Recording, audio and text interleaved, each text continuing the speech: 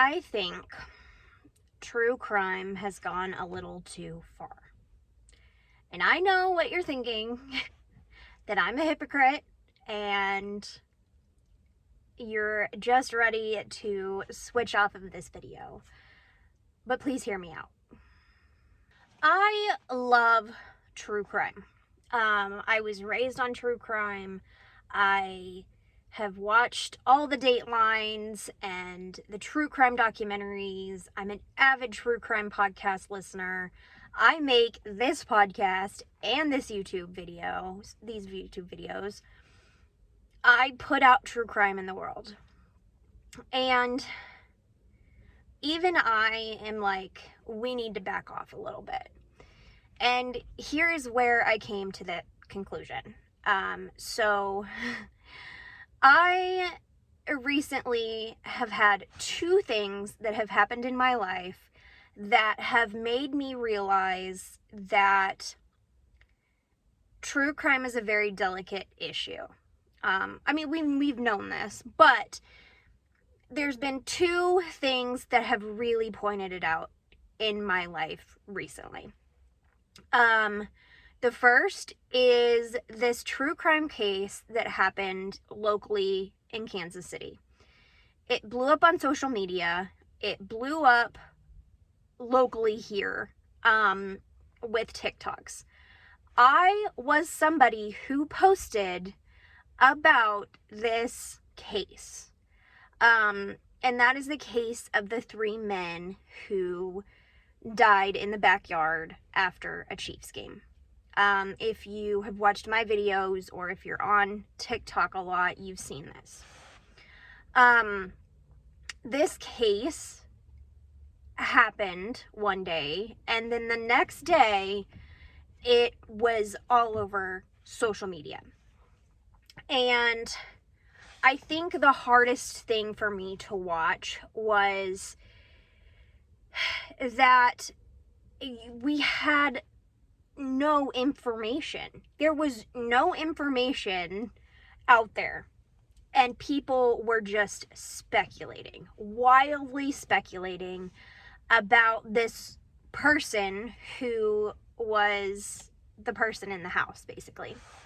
Go look up the case if you want to know more information. But his full name was out there. His pictures were out there.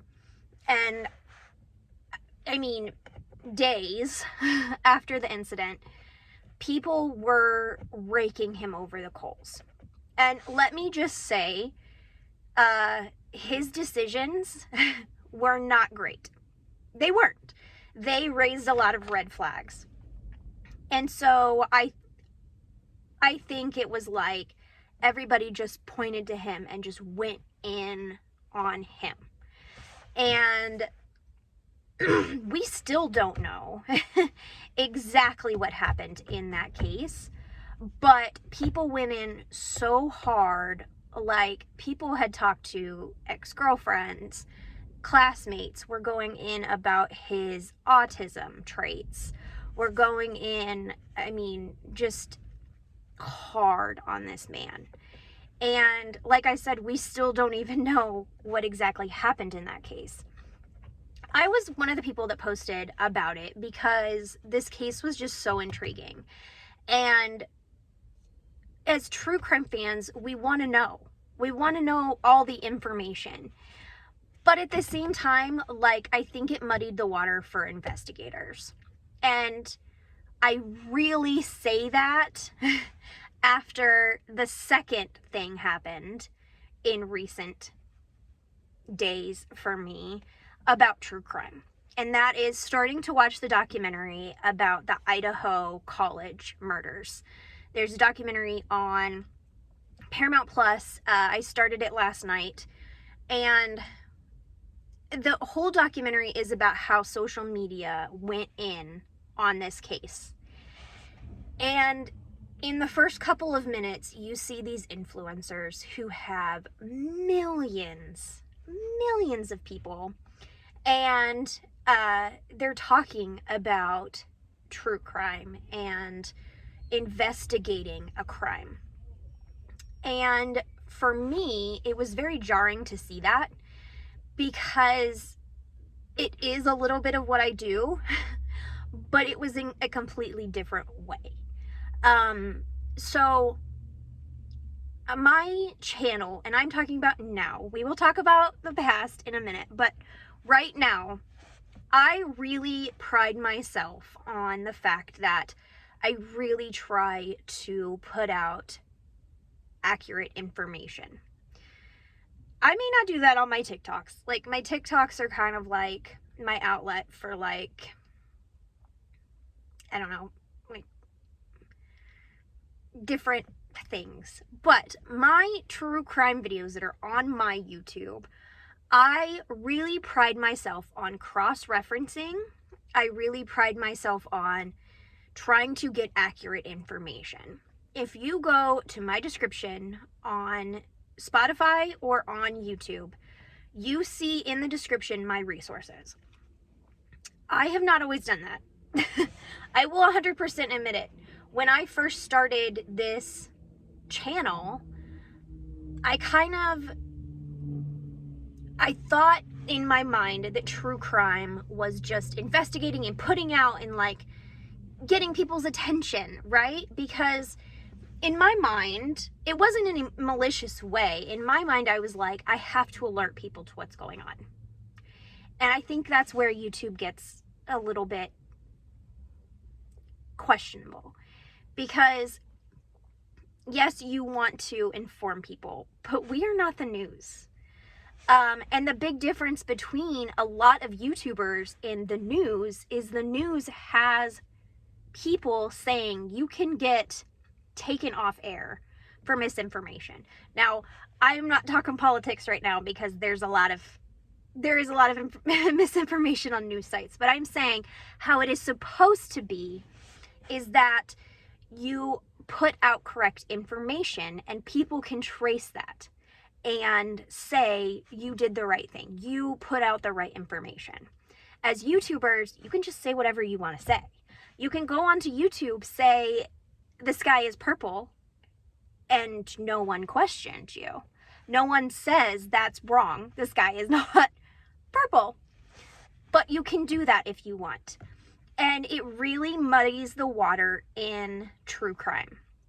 And I will talk about that in a second. But when I first started this channel, I did not do well at putting references out, putting good information out.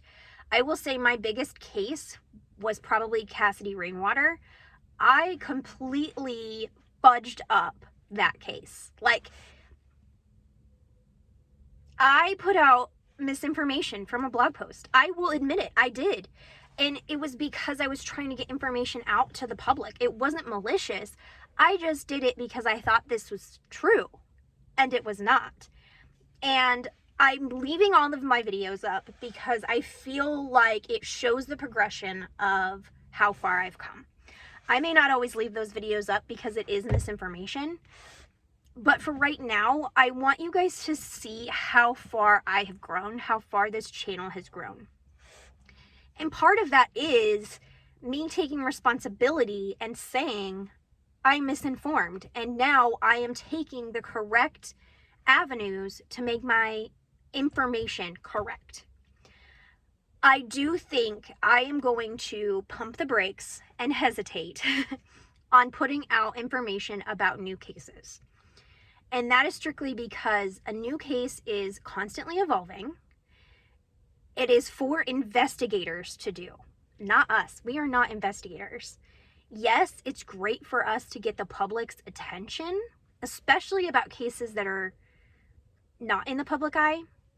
But for the cases like the Idaho murders, you had all of these people putting out misinformation saying, oh, the killer is this guy in this hoodie, or the neighbor, or this, or that. And what it did was we were wrong. We were wrong about everything. No one suspected the man who did it to be doing it. And the difference between us and investigators was investigators knew. Like, investigators had other resources to get in, find DNA, and trace that man. And we did muddy the water, and we probably ruined some people's lives on that case. And looking back at it now, it's like, you think, what are you doing?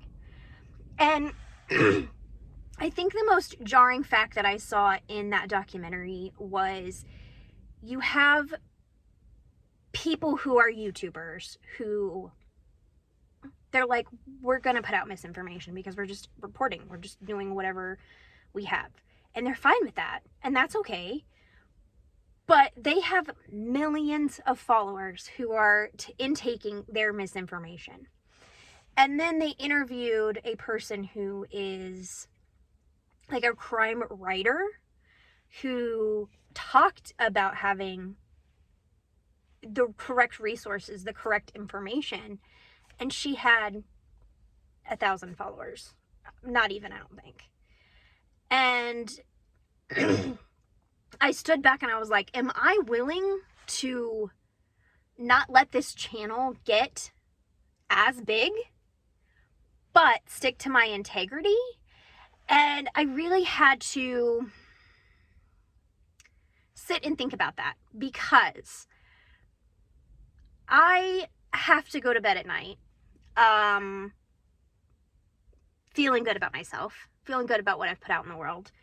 But I also, like, I don't want to do YouTube forever. I would love to have this channel and my podcast and all that reach people and do good things. But that is not where I want it to end. I have always wanted to be a crime writer, or a person who does documentaries, or like, I want a career bigger than YouTube. And this is my reputation too. This is what people are going to look back and say, oh, she did this right, or she did this the correct way. And so, like I said, I'm going to pump the brakes on putting out new cases that aren't finished, that don't have a lot of, like, I want to cross-reference. Like, I want to get my references from news articles. I want it to be in many news articles. I want to do the right thing. And with new developing cases, that just can't happen. And that does not mean that those are not important, and especially those that don't get all of the attention. So I will probably do that. So don't call me out on it. I will probably do some newer cases and stuff, but I want to pay attention to my intention behind it. Am I putting this out to get attention, or am I putting this out for the right reasons? And I really want to put intent behind this channel and what I'm doing.